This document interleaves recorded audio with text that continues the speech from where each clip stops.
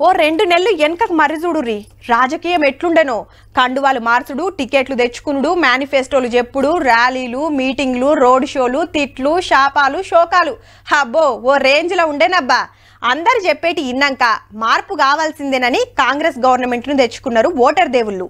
ఇక కొత్త సర్కార్ వచ్చి రేపటికి బరాబర్ నెల గా సంగతి రేపు చెప్పుకుందాం గాని ఇప్పుడు పార్టీల పనేందో చూడురి మరి 3 పార్టీల నజరంతా పార్లమెంట్ ఎలక్షన్ మీదనే టికెట్లు ఎవరికియాలే ప్లాన్లు ఎట్లుండాలని మీటింగ్ల మీద మీటింగ్లు చర్చల మీద చర్చలు మార్చి ఏప్రిల్ ఎలక్షన్లు ఉండొచ్చు ఉన్నాయి 17 సీట్లు పోటీలో బొచ్చడు మంది అధికార పార్టీలు అయితే 2-3 డజన్ల మంది పైరవులు చేస్తున్నారు టికెట్ల కోసానికి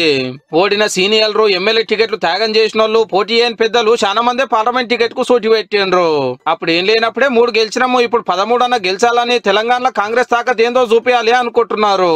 12 నుంచి 14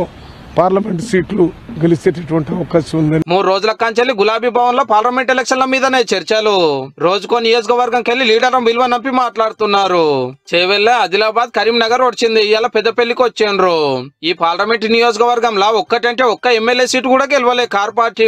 మొత్తం కాంగ్రెసే కొట్టేసింది అప్పుడు 88 మంది ఎమ్మెల్యేలు గెలిస్తే అదే రువాడ్ల సారు కారు 16 ఢిల్లీలో సర్కార్ అని ఎంతో ప్రచారం చేస్తే 9 ఎంపీ సీట్ల కానే బిరేక్ పడ్డది ఇక ఇప్పుడు 39 మంది ఎమ్మెల్యేలే కాబట్టి ఇంకెట్లుంటదో రేపు బీఆర్ఎస్ ఎంపీలు ఉండకపోతే పార్లమెంట్ లో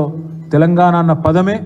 మాయమయ్యే ప్రమాదం ఉన్నది బీజేపీలో ఎంపీ టికెట్లకు ఫుల్ డిమాండ్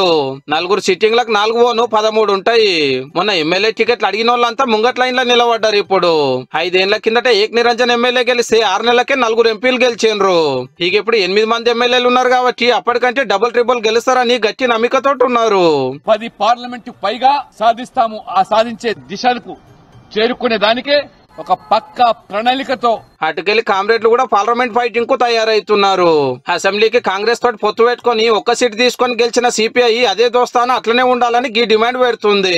మా ఫోకస్ అయితే ఒక 4-5 స్థానాల మీద అనుకున్నాం ఏదైనా ఒక స్థానం అయినా అన్ని పార్టీల ఎలక్షన్ల ఆత్రం ఉన్నది కానీ ఎంఐఎం పార్టీకి అయితే ఏం లేదు పోటీ చేసేదే ఒక్క సీట్ కు నిలబడేదే అసద్ బాయి కులం కుల్లా చెప్పాలంటే తతిమ పార్టీలు కూడా హైదరాబాద్ సీట్ ను పతంగి గిడిచిపెట్టే 16 సీట్లకు ఫైటింగ్ చేస్తాయి అసెంబ్లీకి ఒక్క సీట్ కూడా గెలవని బీఎస్పీ పార్లమెంట్ కి ఎన్ని సీట్లకు పోటీ చేసేది ఇంకా చెప్పలేదు